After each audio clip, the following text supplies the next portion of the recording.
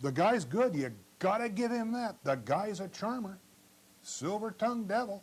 But the problem is, what he's walking away with all that charm, using little bits of information. He knows a couple of the names. He knows a little bit about your business, and he probably got that from a dumpster. And he's working for people on the outside that want that information, either to track people down against their desires or to get into corporate information. But what he's doing is a very lucrative business. There is every likelihood that as you sit here in Miami, someone is calling into your company attempting to do this. It's that big a business. Last October, Esquire magazine had a full-size section on that, which I cite in our materials. Read it if you don't believe it. They're talking about people hacking into systems to get passcodes. But it wasn't that long ago that Rifkin got into a bank by exactly that device, giving the story that he had worked there, and he'd been discharged, but that was not the point. He'd forgotten his code. Could you help me out? Why, sure. We cannot afford to do that. There's too much at stake.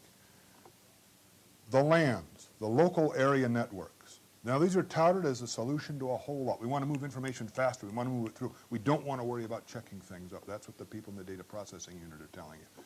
Friends, I'm here to tell you there's a risk there. User-friendly is abuser-promiscuous.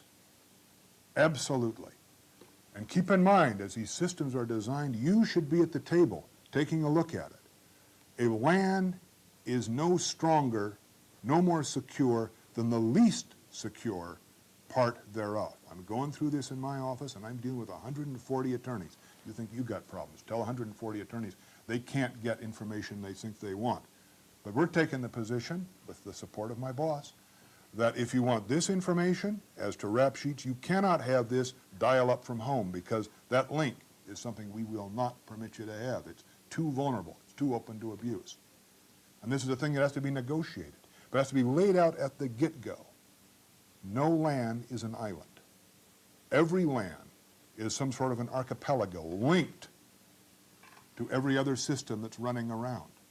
And the security there can be no greater than the security here, and that will be exploited. Don't let it do it. I mentioned before the vulnerability of your telephone operators to being abused that way.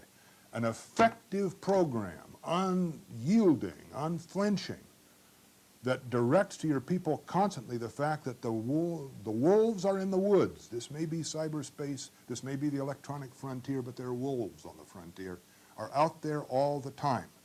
You cannot let down your guard. Their jobs depend upon it. Your commitments to your customers depend upon it. Finally, we cannot close our eyes to the fact that there is a great cracker community. Now, I was privileged last month to go back, well, actually 2 months ago from the time you're watching this, to go up to the Hackers Conference. Yes, the legendary Hackers Conference. I'll show you my T-shirt, which they gave me. See? Proof. I was there.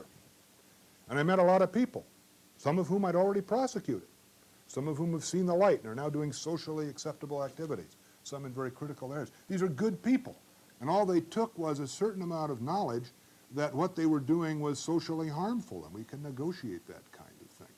But there is a consistent, gnawing retinue of cockroaches along cyberspace that are trying to pry into your system.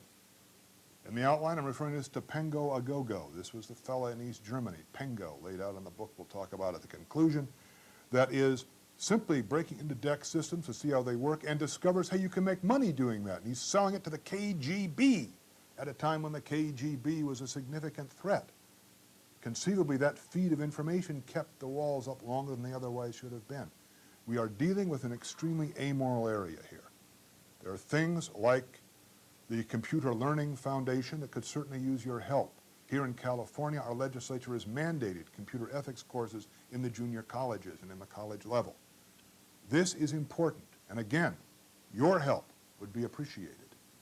People have got to be aware that when you play with a computer, this is real. This is not the Mario Brothers.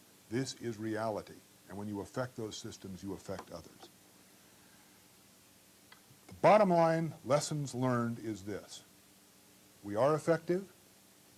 You can be effective with us if you've got your act together. And to get your act together, we need your support, And you need the support of your personnel people to be sure that all of your employees are aware of the limits. We need the support of management all the way through, and we need definitely the support of the operations people. I'll give you an example of that because you've probably heard of some cases on it. I'm talking now about the cases dealing with company email. Are conversations protected when they're on email? If I have voice message coming in to me, is that protected? We have a suit now going in our county, here in Alameda County, over police abuse of the bulletin board, indulging in racist remarks. As you're probably aware, part of the Rodney King case out of Los Angeles involved police communication.